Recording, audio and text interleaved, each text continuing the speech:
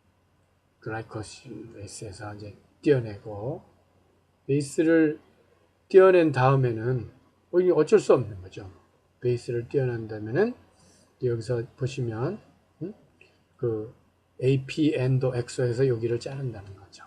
여기 잘못돼 있으니까 잘라가지고 이거를 떼어내고 여기 다시 리페어해주는 방법이 있다. 이거 그 다음에 여기서 베이스 익스전 리페어를 다시 그림으로 한번 만화로 다시 한번 보면 자 만약에 여기 옥시데이션이 일어났다. 옥시데이션이 일어나면 우리가 이제 베이스 리페어 하면 요거 아까 요거 G 떼어내고 여기를 이제 갭을 여기 요 분을 떼어낸 다음에 다시 요걸 필하는 방법을 썼었죠. 그것이 베이스 익시전 리페어인데 만약에 베이스 익시전 리페어가 안 일어나게 되면 어떻게 되냐면 이걸 그대로 레플리케이션 하게 될 때 옥소 G는 누구랑 만난다 그랬냐면 A랑 만나잖아요. A랑. 그죠? A랑 만나게 되는데 자, 요 경우 A랑 만나게 되는데 여기서 또 하나 참 재밌는 게 failsafe glycosylase라는 게 있어 가지고요. 요 A랑 만난 요 A를 떼어내고 다시 C를 이어주는 이런 방법도 있어요. failsafe한 glycosylase 이와 같은 방법 이런 식으로 해서 뮤테이션이 고정되지 않도록 누클레오타이드 익시전 리페어 얘네들을 리크루트하고 자기는 떠나고 요게 이제 요 부분이 리페어 되죠. UBRAB, UBRC, UBRD에서 폴1, 라이게이스까지 해서 완전히 되면 그 다음 다시 이제 트랜스크립션이 가게 되는 이거는 그러니까 트랜스크립션은 여러 군데 DNA를 이렇게 가다가 이제 거기서 잘못된 옴부즈맨이죠. 잘못된 부분을 찾아내 가지고 그 부분에 얘가 리크루트, UBRAB 시스템 리크루트해서 그것을 픽스하는 방법. 그러니까 이제 유캐리엇에서도 이것이 이제 있다. 여러 가지 트랜스크립션 리페어하는 방법이 프로캐리엇이나 유캐리엇 똑같다. 아무래도 약간 데미지가 있어요. 그래가지고 데미지가 있기 때문에 이제 이런 경우는 어떤 일이 벌어지려면 만약에 코딩 시퀀스에서 이런 일이 벌어졌다면 프레임 시프트가 일어날 수 있죠. 그러니까 더블 스랜드 브레이크는 매우 위험한 거죠. 프레임 시프트가 일어날 수 있으니까. 매우 위험한 것이니까 우리가 라디에이션이라든가 이런 데 노출되지 않도록 조심해야죠. 자, 트랜슬레이션 DNA 신테시스 한번 여기서 보시면 DNA가 여기서는 가다가 이거 망가져 가지고 예를 들어서 다이민 다이머가 만들어져서 망가져서 더 이상 못 가게 되는 거예요. 여기서 스톱이 됐어요. 왜냐면 이상하게 생겼잖아요. 그렇게 될 경우 특수한 DNA가 여기를 이제 오게 되는데 폴4나 폴5 같은 게 DNA가 와서 그냥 이걸 막 넣어버리는 거예요. 얘랑은 전혀 상관없는 시퀀스를 넣고 이제 얘가 떨어져 나가고 다시 여기서부터 합성해 가는 이런 방법. 여기는 좀 문제는 생겼죠. 물론 뮤테이션이 생겼지만 아예 DNA 레플리케이션을 못하게 되는 이런 일은 이제 면한 거잖아요. 이와 같은 방법, 이거는 트랜슬레이션 DNA 신테시스라고 부른다.